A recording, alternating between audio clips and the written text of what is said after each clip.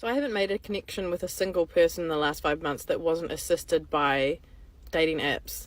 And I've decided to quit dating apps, right? So now I have to talk to people again, which is giving me incredible anxiety, and I don't want to do it. However, I believe it is the way forward. So I just got to the gym and it's quite late on a Saturday. There's probably going to be no one in there, but I've actually forgotten my headphones. So I feel like the conditions are quite prime for chatting to somebody. I don't want to though. So I'm an idiot. There's like 3 people in there and everyone else has got their headphones in. I spoke to nobody and did 2 exercises and then I just felt a little bit sad. So I'm leaving. You failed. So, you quit dating apps and now have to actually talk to people. Props to you for going old school. But forgetting your headphones at the gym is basically asking to suffer in silence. Now you're stuck dodging eye contact like it's cardio. But hey, who knows, maybe your next great conversation is one squat away. Welcome back to the channel. Folks, if you're new here, hit that subscribe button and join the chaos. Today, we're diving into why dating sucks, whether it's swiping through endless profiles or awkward small talk at the gym. We've all been there. Now, let's get into the video. Can someone tell me why it still hurts even when like you're getting back into dating and you feel more mature and you end things with someone after like a couple of dates? And like I've been on like 3 dates recently, like 3 dates with 3 different guys, but I've gone on like second dates with all of them, second or third dates, and I ended it with one guy, the other guy ended it with me, but I was gonna end it with him anyway, so that was mutual. And this other guy, you just can tell he doesn't feel it. And like I thought that because I'm more mature and because it's mutual, or because I'm making the decision, that it would be less hard and I would be less sad because it's early on and stuff. But I think when it's just stacked on top of each other, like it adds up. Like, why am I crying? None of them begged you to stick around or keep dating them, did they? Even when you decided to quit, it was just a sure okay from them. Here's the truth, it's best if you get over yourself sooner rather than later. Life isn't about the world constantly validating you at every step. You're not the main character in everyone's story. Sometimes, you've just got to face the music and realize people aren't waiting around to cheer you on. Do you ever hate a man so much that you start hating his mom that you've never even met? Because like, you're literally the spawn point for the devil. And if that were my kid, I'd be... Well, if I'm being real, just make sure you don't end up as a single mother. Although, with all that bottled up hate you've got going on, it's looking like a possibility. Let's be honest, it's tough to attract good vibes when you're radiating negativity like it's your day job. So maybe focus on chilling out a bit before life hands you a reality check. A make men regret matching me on Hinge, part 2. Oh, I'm sure they regret meeting you in real life just as much. And now you're sending them Michael Jackson songs with your voice over the top? Girl, that's not romantic. That's how you make someone reconsider their life choices. If you're trying to scare them off, mission accomplished. Even MJ's moonwalk couldn't escape that. So I've spent over $3,000 on therapy this year, and this one thing that I learned is worth all of the money. I think it's the unlock to finally finding a healthy relationship. Do you know the difference between being needy and desperate? Because they are not the same thing. As women, I feel like we're taught that being needy is such a bad thing. You don't want to be labeled as being needy, but everybody is needy, but not everybody is desperate. That is because in the timing of dating, you have to be where you are and encourage it to move forward. You do this by sharing vulnerably as a way to encourage getting to know each other. The best part is that the man who is ready to date and is emotionally available will want to know about your needs because he will want to fulfill them. He will want you to share. He will encourage you to do that. So at the end of the day, we all have needs. And this is a way when you communicate yours for him to get insight into how to make you happy. Yes, because clearly the most important thing in life is your happiness, right? And naturally, a man's entire existence should revolve around dropping everything to find new ways to keep you happy. $3,000 on therapy and this is the result? Yeah. That's money well spent, right up there with a gym membership you never use. One of the last guys I dated was extremely rich and super dangerous. If you have ever seen those videos on Instagram where girls are flying private jets, hopping on yachts, and you were thinking like, oh my God, I really want this life, how do they do? you need to listen to this video that I'm stitching right now, because it's a very accurate representation of what could happen to you if you put yourself in this situation and what already happened to her. When you are leaving your country, flying to see a man, you are putting yourself in a very vulnerable situation, and you must have the strongest boundaries ever if you want to do this. But I would say even then, it's a risk. Yeah, I'm sure all those Instagram models flying to Dubai were just out there teaching boundaries to the rich guys, right? Totally not doing anything for a bag of cash. Nope, it's all about self-respect and empowerment, while doubling as a human porta potty. Guess boundaries fly out the window when private jets are involved. Hi. Oh, what a day it's been so far. And I was in at Walmart, and this really nice looking guy came up to me. He was pretty young. He's probably my son's age, in his 30s. And he says, "Hey, I love your smile." I said, "Oh, thank you." And he goes, "Are you single?" And I was like, "Yes, I am." And then the dreaded question, "How old are you?" And I'm like, 55. And you could just see the poor guy's face. He was so embarrassed. Because I'm probably his parents' age, right? And he didn't know what to say, and I didn't know what to say. To let him off the hook, I was like, "Hey, if we were to have sex right now, I probably wouldn't know if I was having an orgasm, a cramp, or a stroke. So it's okay." What a load of crap! Oh man, that poor guy probably thought he was shooting his shot, but didn't expect it to backfire like that. You hit him with the age reveal and suddenly he's like, "Abort mission." But I gotta give you credit for the ultimate icebreaker, orgasm, cramp, or stroke. That's next level savage. Bet he'll think twice before hitting on someone in the Walmart toothpaste aisle again. Respectfully, you look like you're pushing 45. Stop getting filler or Botox, whatever you have. It looks so bad. 45?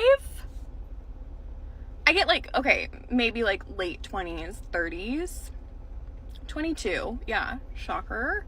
When I first started TikTok and started making filler videos, like come get filler with me or Botox, I used to get these hate comments all the time. There's just people on TikTok that absolutely hate cosmetic procedures and believe that you shouldn't get them. And again, I think it's a personal preference. Like if I want to get filler, I feel like no one should stop you from getting filler because it's your own face. But people always told me that I look older, and I get it. I look older. I might act older. But 45? And before I used to cry over these comments and used to delete them and block the account. But now I'm just like, I just laugh at it because I know it's not true. But I do respect your opinion. Oh, so now it's a hate comment just because someone didn't bow down to your life choices? You're absolutely right. Everyone gets to decide if they want plastic surgery or not. That's why people like you should stop pushing it on everyone else like it's a magical fix. And hey, in the wise words of Bill Burr, you look like a 45-year-old lizard. But hey, at least that Botox is holding up, right? Okay, this one's kind of toxic, but it's not. It's up to your own perception. When a man wants to go 50-50 with you on a first date, this is what you're going to say. So Bill comes, he's like, "Let's split it." I actually just like threw up a little bit in my mouth. If he asked you on the date. Okay, so he asked you on a date. It's your first date. First date. You're at a lovely restaurant. Bill comes, waiter hands it to him. He pushes it back to the middle of the table and says, "Let's split." You're going to say this. "Oh my God. Wait, so you just want to be friends?" I'm so embarrassed. I thought this was a date the whole time. And then you pay and you never see them again. Genius. Oh my God, TikTok comes up with some good stuff. Of course, the blonde girl thinks TikTok has all the best dating advice. Newsflash, you're not gonna see those guys again. If they wanted to split the bill, chances are they were already plotting their escape route. Their first mistake? Taking you to a nice restaurant for a first date. Rookie move. But hey, maybe they just wanted to impress you before ghosting like a pro. I saw this really cute guy at the grocery store the other day, so naturally I followed him to the checkout counter, and when he gave the cashier his credit card, I peeped it to see what his name was. And then I Googled him, and found his social media profiles, and I was able to tell that he was single. So I went through his friends list and I found his mother's page. And then I looked through his mother's page and I saw that she was a member of this book club that's in my area. So I sent a request to join the book club. So I went to the book club meeting and I met his mom there, and we bonded over some books that we both liked. And she just thought I was so nice. And I brought it up randomly in conversation that I was single. And she let me know that she had a son that was single also that lived in the area, and maybe it would be cool for us to get together and chat sometime. So I gave her my number, which she gave to her son, and this morning he texted me and asked if I'd like to get together this weekend and do something. So I guess we're gonna go on a date. I'm really excited. And that's a beautiful beginning for a horror movie. Some people might say, oh, how sweet, but stalking his mother? That's a bit much. I mean, unless you're trying to write a thriller where you end up as the villain, you might want to pump the brakes. Next thing you know, you'll be showing up at family gatherings uninvited, asking for the secret family recipes. I appreciate everyone's feedback on why guys don't approach girls anymore. I have multiple points to bring up. So for the people who use the excuse of like guys won't go up to girls anymore because they're afraid of coming off as like rapey or weird, like that's not a thing. If you're not rapey and you're not weird and you go up to a girl, like, it's just not a thing. But I understand where you guys are coming from other girls saying that they don't feel comfortable when guys do that. But I think that girls are just saying that when a guy genuinely is creepy. And I hope all of you guys are not generally creepy. There are some creepy people out there. Whatever. Also, some people are like, well, I'm not gonna like find my wife like at a bar or whatever. But then like, what does that say about like you? Like, you know, if you're the type of person who would be at a bar, then why would another type of person who would be at a bar not be, you know, possible love interest? Okay? Anyways, after gathering all of my data, here's what I've come to. Unfortunately, we are all dying alone. I'm sorry, and I don't make the rules. But both genders don't want to talk to each other. We don't want to use dating apps anymore. We all want to stay in our comfort zone with the people that we know when we're out. We don't really feel like making an effort to meet new people. And then for the people who say, well, the right person is just going to come at the right time, blah, blah, that is dead. That was a thing our parents, our grandparents, yes, that was a real thing. But now in the world of dating apps, texting, technology, and apparently people who don't like talking to one another, the chances of that happening, unfortunately, are slim to none now. Back then, people actually made an effort because there wasn't the technology to just find the person online. If you missed your opportunity with the person you saw in person, then that opportunity is gone. I don't know, it's definitely a real shame that this is where we're all at. But at this rate, I can confidently say that do not be surprised when all of us are middle-aged, going to be really old, and we're all still alone. Good luck. Wow, so you've done the research and gathered all the data. Huh? Sherlock Holmes would be proud. You make some solid points about why guys don't approach girls anymore. But let's not sugarcoat it. If a guy's genuinely creepy, it's not just about him being weird. He's basically auditioning for the role of awkward horror movie villain. And the whole I won't find my wife at a bar excuse? Come on. That's like saying you won't find a good meal at a restaurant just because you don't like the menu. If you're at the bar, there's a good chance someone else is looking for a drink and maybe a date, too.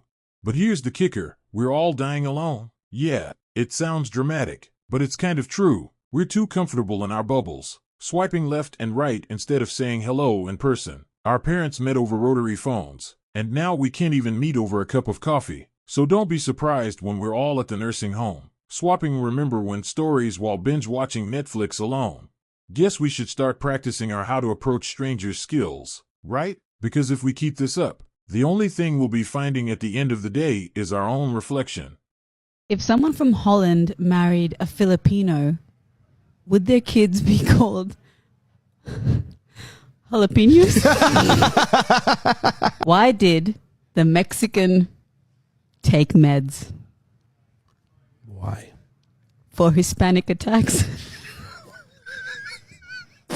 How do you say sup dog in Japanese? How? Konnichiwa.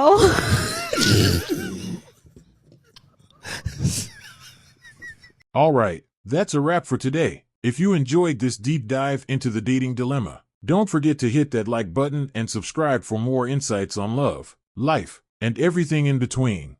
Now, here's a question for you. Do you think it's possible to find meaningful connections in today's world? Or are we all destined to be alone with our streaming services? Let me know your thoughts in the comments below. Catch you in the next video.